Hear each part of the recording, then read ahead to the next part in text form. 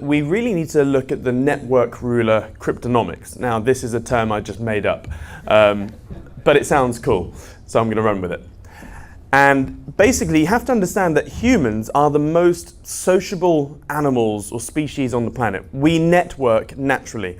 We create language so we can communicate with each other and we can convey more information. Everything is about transferring of some form, whether it's we're trying to transfer our emotions, our feelings, instructions, or anything. And so we create little, we have our families, and we create little tribes, and then hamlets and villages, and then we're turning into cities, and then all of a sudden we have a whole world which is completely interconnected.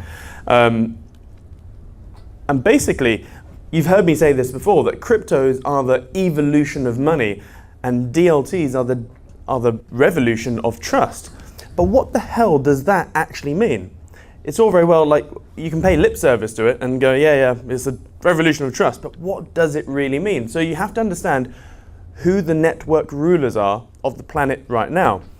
And the thing is, the crypto's biggest superpower, which really does go, which is under-acknowledged, is that disintermediation is the biggest superpower the cryptos have. Yes, we can transfer value now. Like, the internet was an amazing invention where we could, or in fact the telephone, I would argue, is that it was even more revolutionary than the internet, because we went from no communication at distance or in a time efficient sense to, oh my lord, we can speak with someone on the other side of the planet. We could then convey information at the speed of light almost.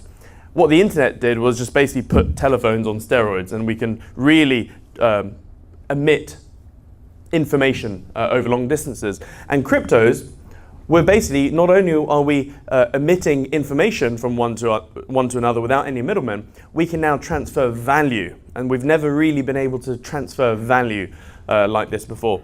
But yeah, the biggest superpower it has is basically getting rid of all middlemen. Anything that has control, trust, or power, or i.e. middlemen, they're going to be screwed, they're going to be displaced, and it's going to happen with or without cryptos. We're already seeing this with Airbnb being the biggest hotel company in the world. Doesn't own a hotel. Spotify, Uber, like all of these companies are disrupting the old norms. But cryptos are going to be disrupting the disruptors. So Spotify, world's biggest music company, doesn't own any music, but it's a centralized thing. It's a private entity that is the central focus point. Yeah?